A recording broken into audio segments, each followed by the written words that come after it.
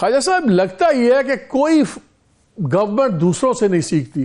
खान साहब की गवर्नमेंट आई, आप लोगों पे मुकदमे, सुबह 5 बजे के छापे, रात के 2:30 बजे के छापे, आप लोगों की गवर्नमेंट आई है उसी स्टाइल में जिस तरह फवाद चौधरी का सारा ये सीन हुआ है।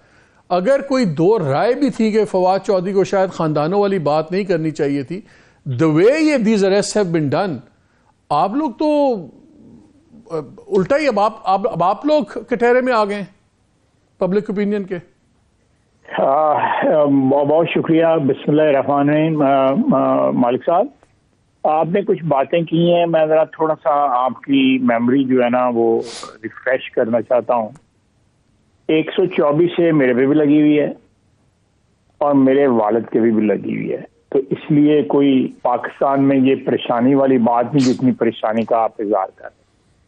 तो ये 124 है। पीटीआई के ज़माने में मुझ पर जब कैबिनेट ने मैं फिर रिपीट कर रहा हूँ, कैबिनेट ने जो है पास किया था कि इसके ऊपर गद्दारी का मुकदमा आर्टिकल 6 का बनाया जाए और 124A मेरे पर लगाई गई और मैं FIA जाता रहा, वहाँ पे इंक्वायरी भुगता रहा इस आर्टिकल 6 की, और फाइनली बशीर मेमन साहब ने मुझे रेस्क्यू किया। 22 जनवरी 2020 का वाक़या है, 21 का वाक़या है, पिछली 22 गुजरी है ना, उससे 21 का वाक़या। 22 जनवरी मुझे नैब की कस्टडी में से जेल ट्रांसफर किया गया और वहाँ पे एक असद उड़ैस सब सुपरिटेंडेंट थे। उन्होंने मुझे 2 कंबल दिए कि एक नीचे ज़मीन पे बिछा लो और एक ऊपर ले लो। टेम्परेचर उस वक्त बाहर जो था वो 4 या 5 टेम्परेचर था और कोई हवा अंदर रोकने वाली कोई रुकावट नहीं थी जिस तरह हवा अंदर ठंडी आ रही। मैंने सब्र किया, को मैंने शोर नहीं मचाया। एक डिग्निटी एक पॉलिटिकल वर्कर की जो होती है उसको प्रोटेक्ट करने की कोशिश की। मैंने सिर्फ उनसे यह पूछा कि do you expect me to spend the night, इस रात की सर्दी में। इनने एक कंबल जमीन पे बिछा के, टाइलों वाला फर्श था सेल मेरे का, और मैंने वो बर्दाश्त किया। और उसने मुझे सुपरिटेंडेंट ने बताया, इस वक्त भी वो सुपरिटेंडेंट कहीं पे लगे हुए हैं, इस वक्त पता नहीं कोट लखपत में है या कहाँ पे है या कैंप जेल में है। उन्होंने कहा जी मैं प्राइम मिनिस्टर साहब इमरान खान साहब की डायरेक्ट इंस्ट्रक्शंस हैं कि आपको कोई फैसिलिटी ना दी जाए और आपको जो है ना वो मिनिमम पॉसिबल जो है जो भी चीज़ें हैं। इसी तरह मैं पूरी रोईदाद नहीं सुना जाता, रोना धोना अच्छा नहीं होता पॉलिटिकल वर्कर का। It's not a very dignified thing, you know, जो मैं इस चीज़ में बिलीव करता हूँ। लेकिन मुझे कहना है कि ये वो केसेस जो थे मुझे बनाए थे, गवर्नमेंट ने बनाए थे। अल्लाह के फजल से उन केसेस को मुझे कोर्ट ने भी रिलीफ दिया, सुप्रीम कोर्ट में भी रिलीफ मिला हुआ था, ऑलरेडी मिला हुआ था, और उसके बाद जो है मुझे बेल में भी रिलीफ मिला जो। लेकिन मैंने ये शोर नहीं मचाया, मैंने ये रोना धोना या कोई इस किस्म की कोई चीज नहीं, ना किसी और ने, ना शायद अब्बासी ने, ना मिफ्ता इस्माइल ने। बेटी को बाप के सामने रेस्ट किया गया। कोई है मिसाल हमारी 75 साल तारीख में इस चीज की कि बेटी बाप को जेल में मिलने गई है, वहां से उसको नैब ने अरेस्ट किया? तो मुझे अगर कोई ऐसी मिसाल है तो मुझे बताएं।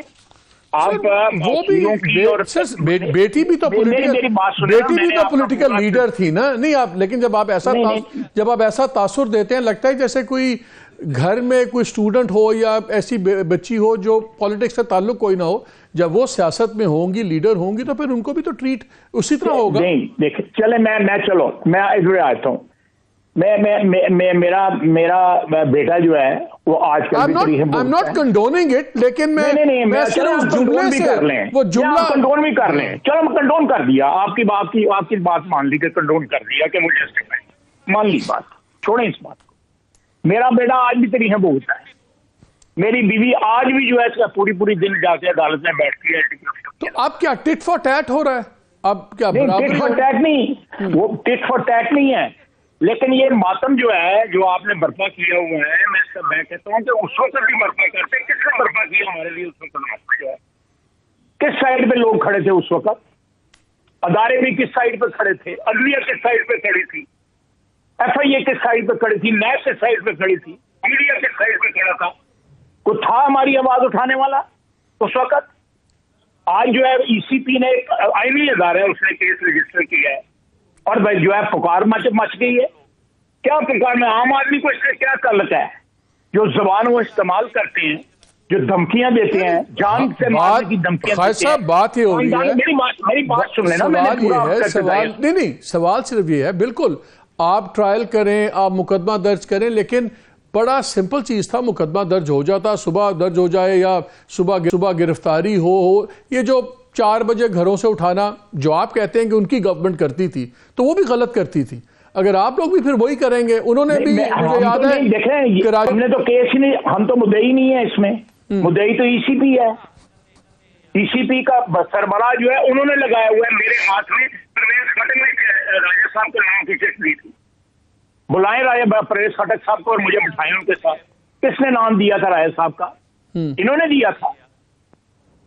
क्यों गिला करते हैं आप? जो है फौज के गिले करते हैं। किसको एक्सटेंशन जो है इन्होंने जनरल बाजवा को दोहराई? हमने भी वोट दिया, बिल्कुल दिया।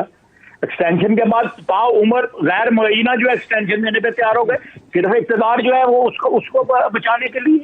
देखें ये सारी चीजें जो है ना, ये मेरे और आपके इक़्तिदार की तहफ़्फ़ुज़ के लिए नहीं बनी हुई। ये पाकिस्तान और पाकिस्तान की अवाम और पाकिस्तान के आइन के तहफ़्फ़ुज़ के लिए बनी हुई है। अगर कोई शख्स समझता है कि वो आवाजें मार के, या जिस तरह आपको कहा है कि हम फौज से बात करना चाहते हैं और फौज हमसे बात नहीं करती, आप आए असेंबली में आते, 1.25 साल आपके पास पड़ा रहा, साल पर पूरा पड़ा रहा। जब वो आने लगे तो आप लोगों ने इस्तीफे कबूल कर लिए। इसका मतलब था you never wanted them to come back. 9 साल पूरा इंतजार किया जनाब, साल पूरा इंतजार किया, आवाजें देते रहे। हमारा हर लीडर जो है ऑन रिकॉर्ड है कि आए बात करें। क्यों नहीं आए? क्यों नहीं आए? आप गवाएं इस बात से। कोई देर से भी, अगर कोई देर से भी आगे आ तो रहे थे।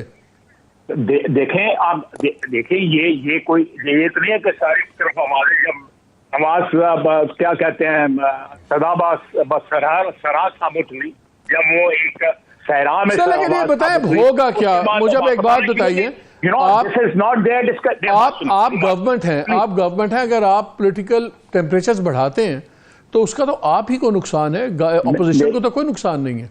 देखें ये बातें जो है ना, ये जो आप बातें कर रहे हैं, ये सारी एकेडमिक हैं। ये पाकिस्तान में कोई इस किस्म के प्रिंसिपल्स जो है पाकिस्तान की सियासत में अप्लाई नहीं होते। जहां पे एक शख्स को पॉलिटिकल विल्डरनेस से उठा के चंद बंदों ने, बिकॉज के वो इस पॉपुलर ऑर्गेनाइजेशन के सरबराह थे, उनको उठा के जो है 12-13 में लॉन्च कर दिया गया। तो इस तरह तो नहीं होता ना। किस मुल्क में होता है? आप बताएं मुझे, प्रेसिडेंट्स बताएं, तारीख में प्रेसिडेंट्स बताएं कि और एक पॉपुलरली इलेक्टेड बंदे को जो है फारिग कर दिया जाता है। नहीं, अब मुझे एक चीज उसके बाद उस दौरान अब मुझे एक बात बताएं, जो किया गया था, साथ नेगोशिएट किया जाता है कि हम इसको नहीं लाते, आप ही जा रहे हैं, लेकिन ये चीजें जो है मंजूर कर लें।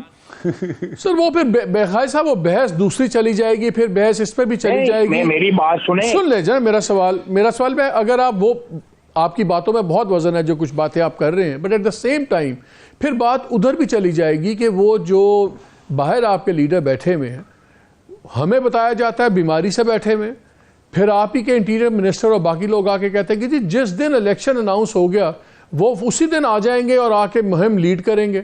अब हमें बता दें कि वो वहाँ बीमारी की वजह से ट्रैवल नहीं कर सकते, कि अपनी सियासी प्रायोरिटीज नहीं कर सकते। तो दोनों तरफ बातें पूरी सच नहीं हो रही। मालिक साहब आपको जवाब देता है इसको।